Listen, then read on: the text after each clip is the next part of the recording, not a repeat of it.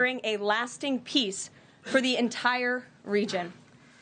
The historic proposal for the United States to take over Gaza, announced by President Trump last night, underscores this commitment. Insanity is doing the same thing over and over again and expecting different results. President Trump is an outside-of-the-box thinker and a visionary leader who solves problems that many others, especially in this city, claim are unsolvable. We've already seen the results from President Trump's bold peace-through-strength diplomacy on the world stage. In response to President Trump's tariffs this week, both Mexico and Canada took immediate steps to alleviate the illegal alien migration and flow of deadly drugs, particularly fentanyl, into our country. Mexico's President Claudia Sheinbaum agreed to permanently supply 10,000 Mexican soldiers on the U.S. border who will be specifically designated to stopping fentanyl and criminal aliens from pouring into our country. And Canada's Prime Minister Justin Trudeau agreed to appoint a fentanyl czar, list cartels as terrorists, and increase resources to assist the 10,000 frontline personnel at our northern border with Canada. In recognition of these steps, President Trump paused the implementation of tariffs for 1 month while negotiations continue and final deals can be structured. Throughout the transition and during his inaugural address, President Trump made it known that the United States cannot and will not allow the Chinese Communist Party to continue with its effective and growing control over the Panama Canal. Following Secretary Rubio's successful first trip and visit there over the weekend, Panama's president said he will allow its participation in the Chinese Communist Party's, it will no longer allow the participation in the Belt and Road Initiative. That participation will expire. This is significant because Panama was the first Latin American nation to join Belt and Road and now becomes the first to back away from it because of President Trump. And to assist with the ongoing mass deportation effort, El Salvador's president has agreed to the most unprecedented migratory agreement anywhere in the world. Because President Trump is back in charge, El Salvador has offered for illegal aliens of any nationality facing deportation in the U.S. to be booked in his country's prison system. And finally, President Trump's envoy for special missions, Rick Grenell, traveled to Venezuela and not only secured the release of 6 American hostages, but Venezuela also agreed to accept the return of illegal alien Tren de Aragua gang members. All of these incredible victories prove how well President Trump's peace-through-strength approach is working. And the days of weak American leadership are over. In another success story this week, efforts to seal the border, halt the invasion, and carry out the largest mass deportation campaign continue at lightning speed. Customs and Border Protection has approximately 79 miles of new border wall projects already underway in various stages of construction and planning. The first flights arrived to Guantanamo Bay yesterday afternoon out of El Paso. And who were some of the passengers aboard, you may ask? There were 10 members of the transnational gang Tren de Aragua on this flight. And overall, our heroic ICE agents continue to prioritize the removal of violent criminal illegal aliens in communities across the country. On February 3rd, ICE Dallas arrested a citizen of Nicaragua who has been convicted of sexual assault, strong arm, and lewd acts with a minor and sentenced to 15 years in prison. ICE Los Angeles arrested a Mexican citizen who has been convicted of lewd acts with a minor and sentenced to 364 days. And ICE Atlanta arrested a citizen of Mexico who has been convicted of homicide by vehicle and hit and run and sentenced to 6 months confinement. And ICE New York arrested a Venezuelan national and known TDA gang member who has a prior criminal conviction for assault in the 3rd degree causing physical injury. Americans are safer every single time one of these criminals is arrested and deported from our country. On another important and ongoing topic, the Senate is working fast to confirm President Trump's exceptional cabinet nominees in the face of relentless media smear campaigns. As of right now, 12 members of the president's cabinet have been confirmed, most recently Pam Bondi, who, as you all know, I was just in the Oval Office for that swearing-in ceremony surrounded by Pam's lovely family, and we look forward to watching her serve as the Attorney General of the United States. According to CNN, President Trump is getting more cabinet picks confirmed so far than the average president in the modern era. Another success story.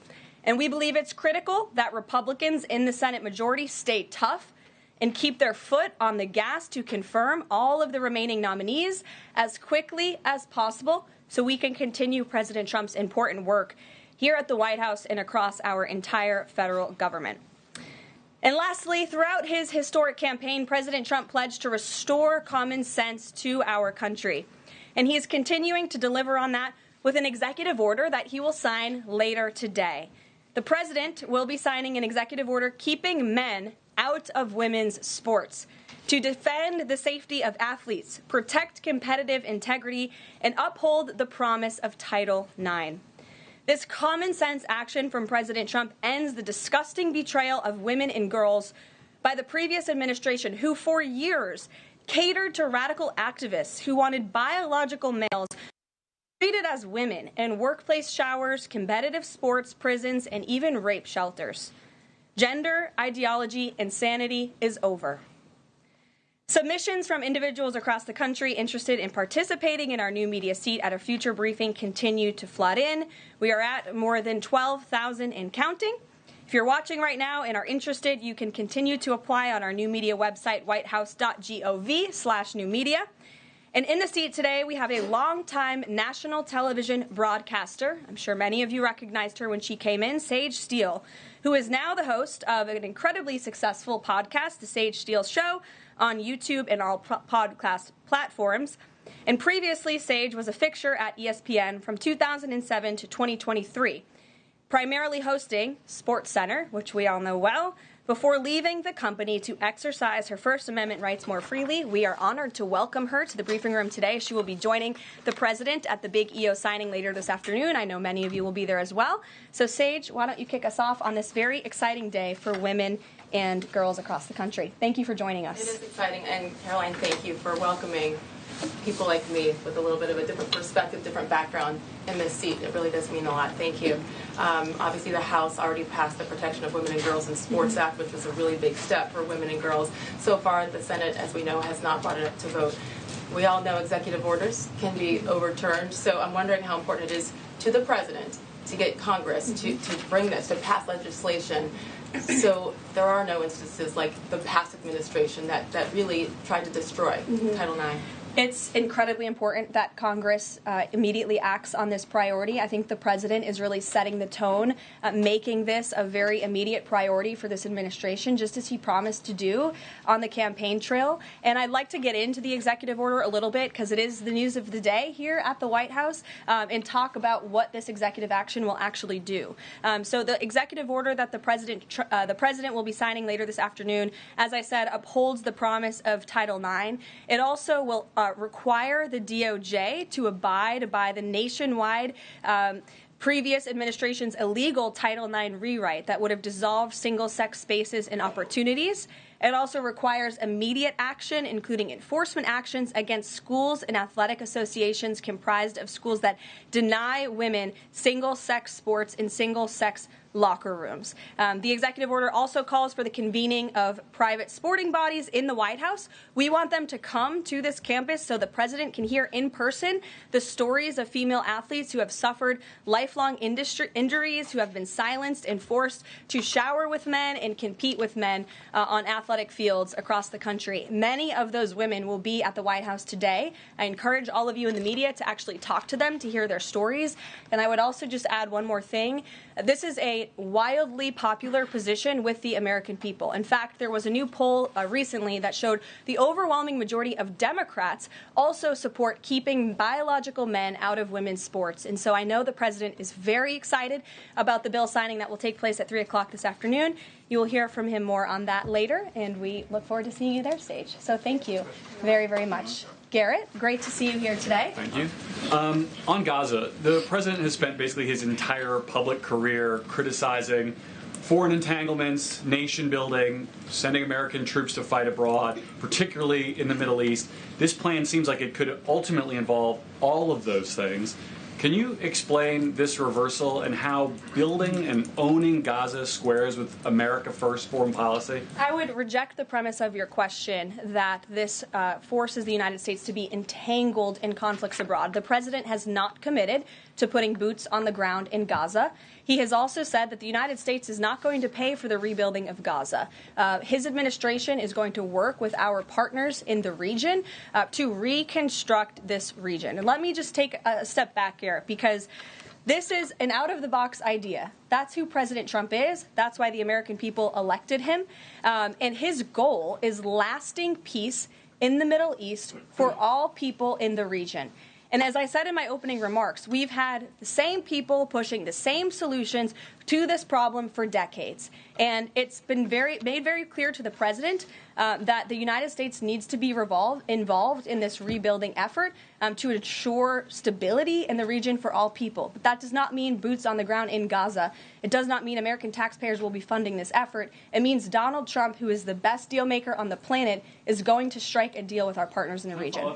He did not rule out American troops in Gaza last night. Are you doing that now? I am saying that the president has not committed to that just yet. He has not made that commitment, and you know that. And on the foreign partners, the Jordanians, the Egyptians, the Saudis have already panned this plan. What foreign partners, if any, have expressed any interest in being part of it? Well, the president has said he's been socialing this idea for quite some time. He's been thinking about this. He said in his remarks last night this was not a decision or an announcement that he takes lightly. And the president has already spoken to the President al-Sisi. In fact, that was his first foreign leader call. He's meeting with the King of Jordan, King Abdullah, next week. He spoke with the King of Bahrain. He spoke with the Crown Prince of Saudi Arabia. And he has made it very clear, he's been very vocal, that he expects our partners in the region, particularly Egypt and Jordan, to accept Palestinian refugees temporarily so that we can rebuild their home. I'd like to show you some images of Gaza that were taken.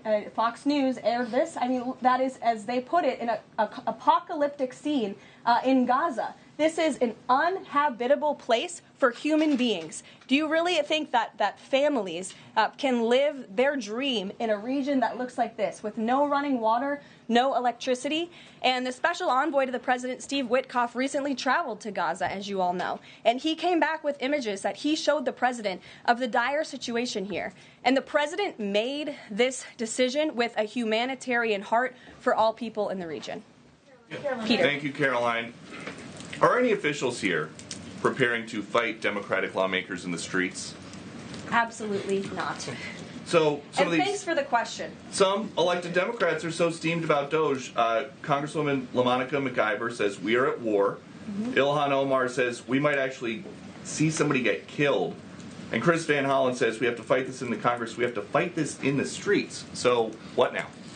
And may I just point out, if you heard that type of violent, enticing rhetoric from our side of the aisle, from Republican leaders on Capitol Hill, I think there would be a lot more outrage in this room today.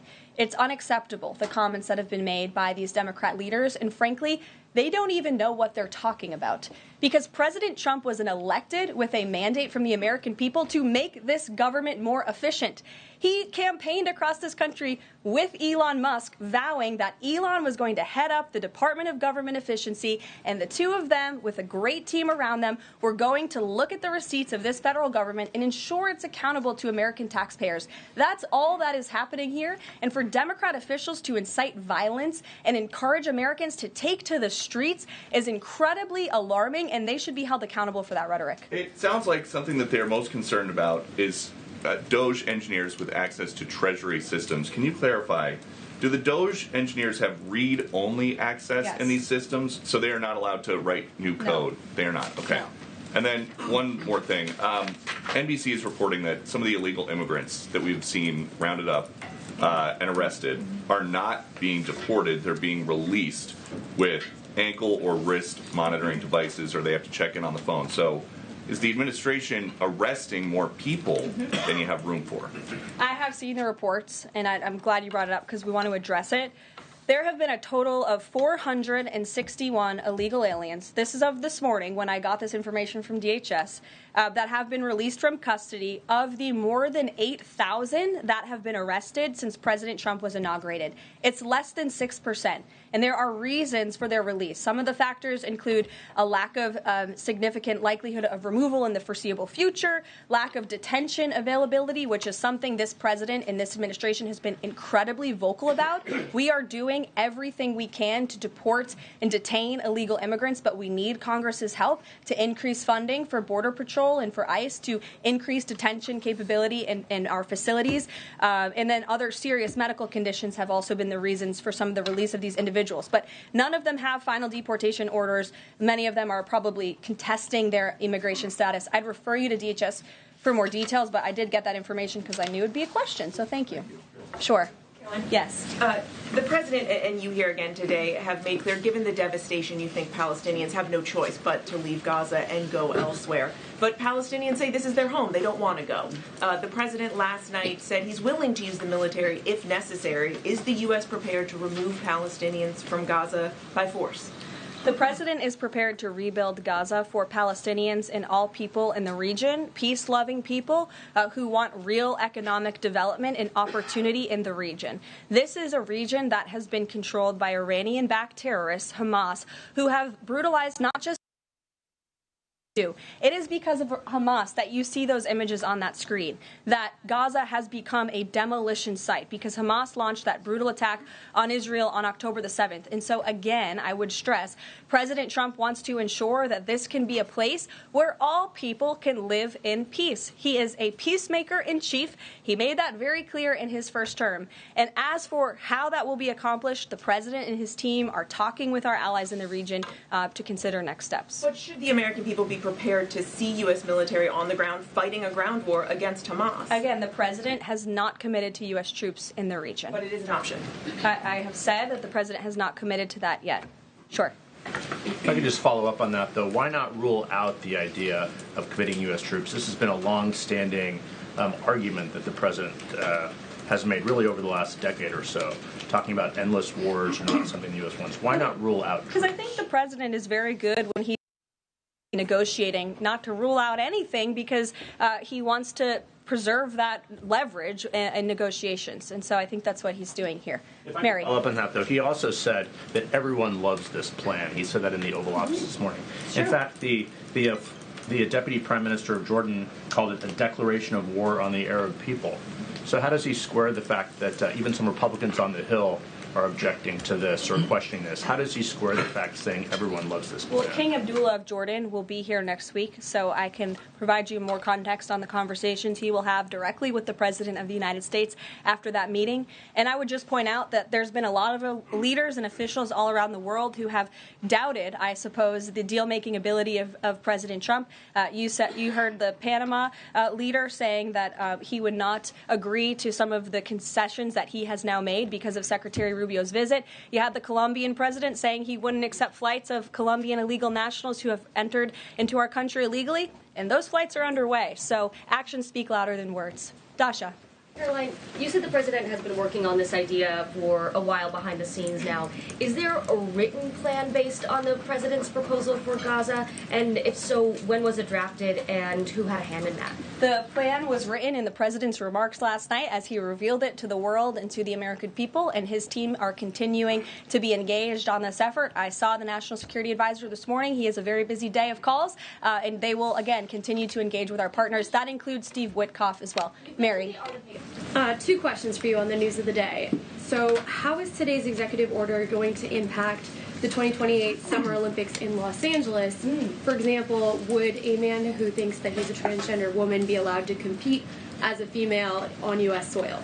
It's a very good question, and the president has actually mentioned this, that he does expect the Olympic Committee and the NCAA to no longer allow men to compete in women's sports. And I think the president, with the signing of his pen, starts a very public pressure campaign on these organizations to do the right thing for women and for girls across the country. Again, this is an incredibly popular position. There have been many notable female athletes who have had the courage to speak out against some very powerful institutions in this country. They deserve to have a voice and a say. The president is bringing their voice to the highest level at the White House this afternoon, and he expects these organizations to comply with this federal executive order that he'll be signing today. Thank you. And one more on media coverage of this executive order and the topic in general.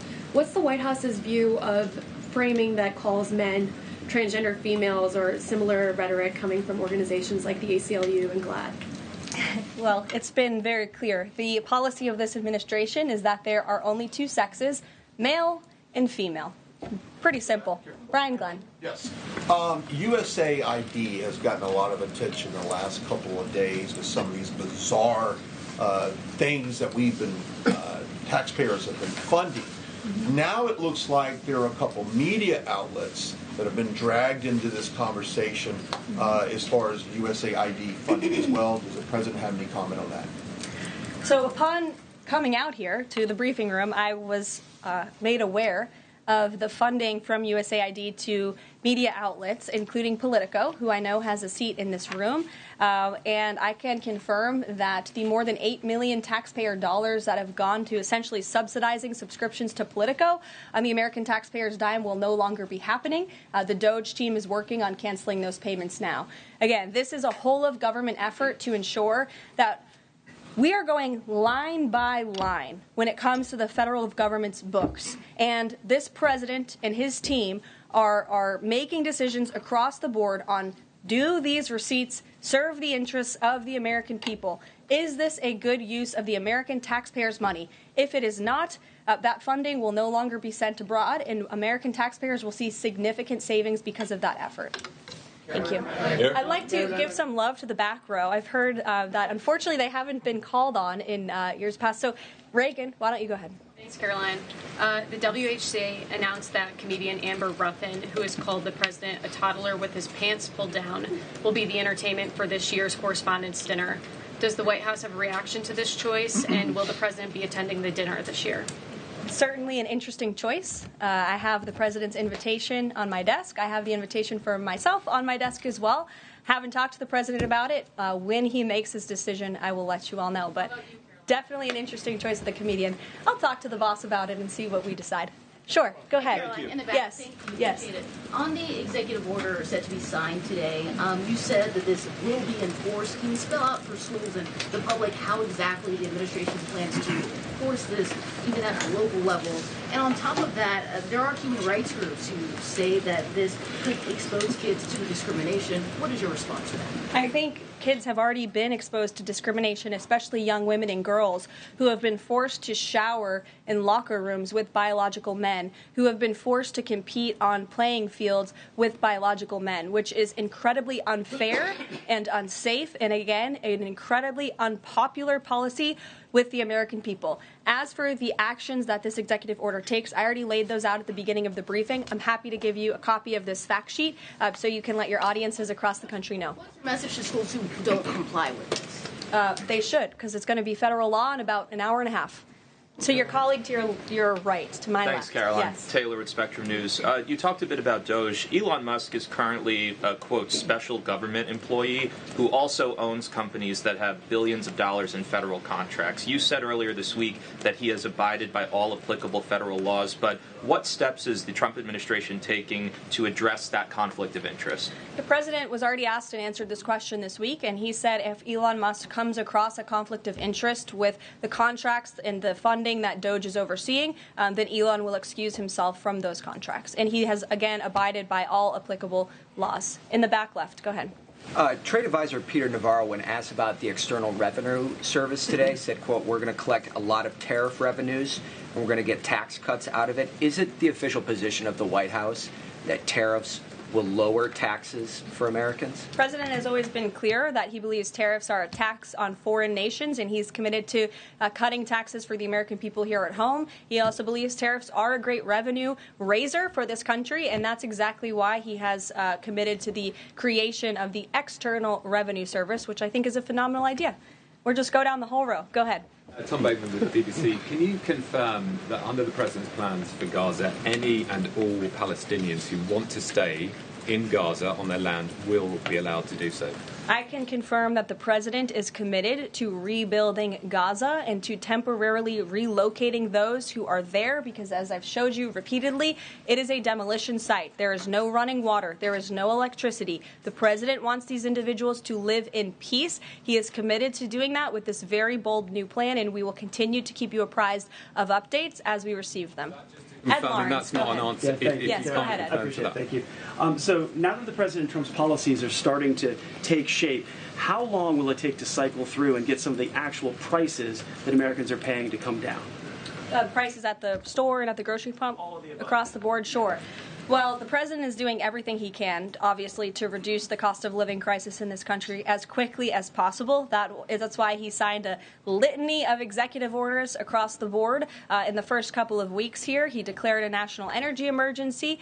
He committed to cutting 10 regulations for every new one on the book. As you know, working for a Fox Business-related outlet, deregulation and energy independence are huge drivers of reducing inflation in this country. And I think Americans can be assured by the results President Trump had in his first term when, again, inflation was 1.4% when he left office. But is it months or is it a year, and will Americans have the patience to wait for it? I don't have a timeline, but the president is doing everything that he possibly can to reduce cost of living for Americans at home.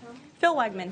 Thank you. Is it worth risking the life of a single U.S. Marine to turn the Gaza Strip into the Riviera of the Middle East? Phil, I'm not sure why you're asking me that question because I've already said the president has not committed to sending Marines or any boots on the ground in Gaza. We'll bring it to the front row. You're holding out the possibility? Good to see you again here in the front row, Karoline. Two things. On today's announcement, Title IX, if he scales back the education department or moves to shut it down entirely, what entity will enforce Title IX? As of now, this will be enforced through education, through Title IX. If the abolishment of the Department of Education continues, which, as the president said yesterday, it's something his team is looking at and considering. It's something he talked a lot about on the campaign trail. Then, of course, we will look at additional maneuvers to ensure that these very important policies can be implemented. Okay, so the education abolishment thing's still on the table. Title IX. The president talked about it yesterday in the Oval Office, and he has good reason to talk about it. I mean, look, our education system is failing students in this country. The Nation's Report Card, I brought it up in my remarks last week, it shows that fourth graders are not reading at the level they should. I believe it was 40% of them are proficient in reading. As the mother of a child, I want an education system that helps my child read and write, teaches him math, nothing else in the classroom. And the president is wholeheartedly committed to we can make academia great again in this country. One other question, Deanna. Oh, thanks, Caroline. Does the president, is he looking at offering anything to these Arab countries that take in Palestinians? Is he willing to give them anything in return? And secondly, when the president announced his taking over Gaza policy yesterday, was Netanyahu aware of this, and what was his reaction when Trump presented that idea to him? I won't get ahead of the president's discussions or negotiations on your first question about what would be offered. I think the president's made it clear that he expects these nations in the region to step up and to accept Palestinian refugees who will be temporarily relocated for the rebuilding of Gaza. As for whether Prime Minister Netanyahu was aware before the president's remarks, he was indeed. I wasn't present for that reaction. But again, this is something the president has been socializing and thinking about for quite some time. Nick, good to see you. Oh, Jordan. Jordan, sorry. Thank you, Caroline. So Secretary Hegseth announced yesterday that Army recruiting levels have reached 12-year highs in December, 15-year highs in January. What is making young people want to serve the military under the Trump administration, and how does that contrast to Biden's failure consistently to meet recruiting average? Yeah. Does DEI President Trump's anti-DEI agenda play a role in this? Well, first of all, the recruitment level for all branches of our military are at crisis levels, and it serves as a national security risk that our military branches are not fully staffed to where they need to be. And I do believe it's a culture problem within these institutions that the president is very much committed to fixing, as emphasized by the executive orders he has signed to root DEI out of the military. And I think when young men and women who are honorably signing up to serve in our nation's military see somebody like Pete Hegseth, the new Secretary of Defense, who is a proven warfighter, who risked his life in battle for this country, who understands what it means to deploy and to defend the Constitution and your nation abroad and to put your life on the line. When they see a leader like that, and a leader like President Trump, who is committed to peace through strength, that's very inspiring. And we look forward to seeing those recruitment numbers and retention numbers skyrocketing over the next 4 years. And I know Pete Hegseth is committed to increasing recruitment at all branches of the military. I would defer you to the Department of Defense on exactly what he plans to implement. Jeff. Thanks very much. Two questions. One, the president yesterday used the word permanent for permanently resettle Palestinians. I hear you saying temporarily today. Is that a shift or a specific change that you want to highlight? And my second question is, yesterday he spoke about the U.S. owning Gaza. Who owns Gaza now, and how would the U.S. acquire ownership? Well, Gaza is currently run by Iranian-backed terrorists in the Middle East, Hamas, who we all agree, I think everybody in the region agrees, that can no longer stand. Just look at the events of October 7th and the events since. And the president, again, is committed to rebuilding the region for all people who want to return to it once it is no longer a demolition site and it's a place where people can actually live and thrive in harmony, as he said last night. His words, not mine. Daniel. Permanent versus temporarily resettle? Can you just clarify the president has made it clear that they need to be temporarily relocated out of Gaza for the rebuilding of this effort. Again, it's a demolition site right now. It's not a livable place for any human being. And I think it's actually quite evil to suggest that people should live in such dire conditions. Daniel. Karoline, thank you so much. The Daily Guidance says that the president will be meeting with a pair of governors today, Governor Abbott of Texas and Governor Newsom of California. It comes after the president took executive action to turn the water back on in California. Billions of gallons are flowing out. What can you tell us about the two meetings and the importance of President Trump's actions to help people in California? Sure. Those meetings will be taking place shortly, so I will get out of here to get to those meetings. We can always provide you a readout, as we always do. We try to be very transparent about what the president is doing in the Oval Office. Perhaps he'll even call you in to join him. We never know around here, as you all know. But Governor Abbott is obviously a great friend and an ally to the president. He has been on the front lines of the border crisis in this country. And as for Governor Gavin Newsom, well, the president is willing to work with anybody from blue states or red states to do what's best for the American people. And he really enjoyed, the president really enjoyed his trip to Pacific Palisades last week. He felt very inspired by the frustration of the residents there, and he has been wholeheartedly committed to ensuring that the water is flowing in California to prevent these wildfires, and also that people have access to their properties. And he has continued to apply tremendous pressure to Gavin Newsom and also the Los Angeles mayor to allow private residents and property owners to access their property. He believes that's their right to do so, and they should be able to do it. And one more thing before I wrap up, because I do want to get to these meetings, and I will see you all at the EO signing later this afternoon. I would just say that you brought to mind California and North Carolina, who continue to be on our hearts, and the president and this administration are committed to ensuring that these individuals get the funding that they need.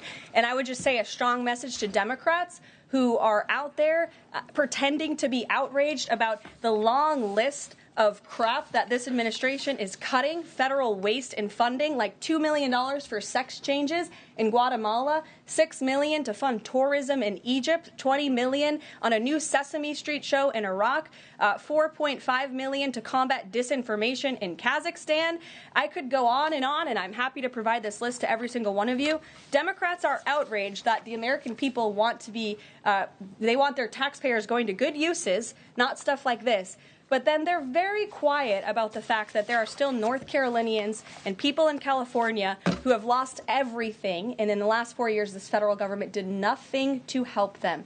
This president will continue to put Americans first, and I think the successes of this week so far speak to that, and it's only Wednesday. So I'll see you guys later this week, and we'll see you this afternoon. Thank you very much.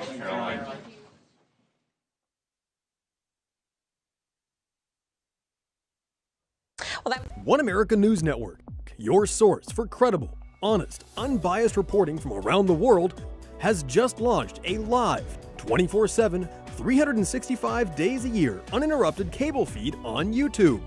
And it's only $4.99 per month. Now you can watch One America News Network live, anytime, anywhere in the world. Go to our YouTube page and click here to become a member today. One America News Network, your source for credible, honest, unbiased reporting from around the world, has just launched a live, 24/7, 365 days a year uninterrupted cable feed on YouTube. And it's only $4.99 per month. Now you can watch One America News Network live, anytime, anywhere in the world. Go to our YouTube page and click here to become a member today. One America News Network,